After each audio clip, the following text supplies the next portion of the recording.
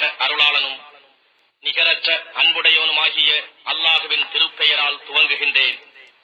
அலிஃப் லாம் மீம்.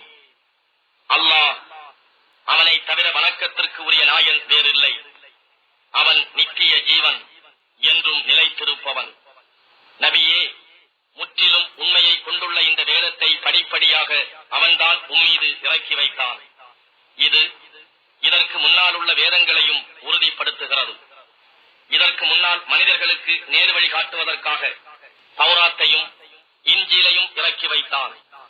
இன்னும் நன்மை தீமை இவற்றை பிரித்தறிவிக்கும் ஃபுர்கான் என்னும் குர்ஆனையும் இறக்கி வைத்தான். ஆகவே எவர் அல்லாஹ்வின் வசனங்களை நிராகரிக்கின்றார்களோ அவர்களுக்கு நிச்சயமாக கடும் தண்டனை உண்டு.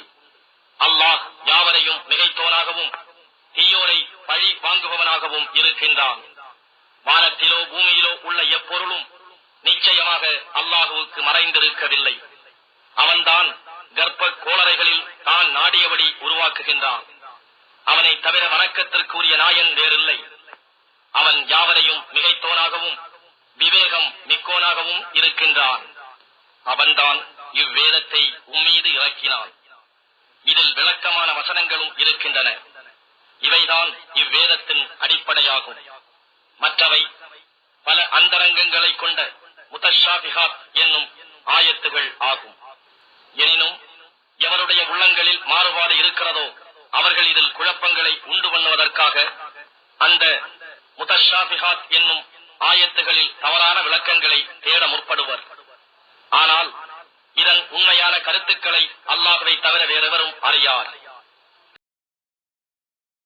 கல்வி அறிவில் உறுதிப்பாடு உடையவர்களோ நாங்கள் பூரணமாக அதில் நம்பிக்கை கொள்கிறோம், அது முழுவதுமே எங்கள் இறைவனிடம் இருந்து வந்ததுதான் என்று கூறுவர். ஆக அறிவுடையோரை தவிர வேறு எவரும் இதை கொண்டு உறுதியும் நல்லுபதேசமும் பெறமாட்டார்கள். எங்கள் இறைவா, நீ எங்களுக்கு நேர்வழியை காட்டிய பின் எங்கள் இதயங்களை அதில் இருந்து தவறுமாறு செய்து விடாதே. இன்னும் நீ உன் புறத்திலிருந்து எங்களுக்கு ரஹ்மத் என்னும் நல்லருளை அளிப்பாயாக. நிச்சயமாக நீயே பெரும் கொடையாளி ஆவாய் என்று அவர்கள் பிரார்த்தனை செய்வார்கள். எங்கள் இறைவா, நிச்சயமாக இறுதி ஒரு நாளில் நீ மக்களையெல்லாம் ஒன்று சேர்ப்பவனாக இருக்கின்றாய். அந்நாள் வரும் என்பதில் சந்தேகமே இல்லை. ஏனெனில் தன் வாக்குறுதியில் அல்லாஹ் மாறமாட்டான் என்றும் அவர்கள் பிரார்த்திப்பார்கள்.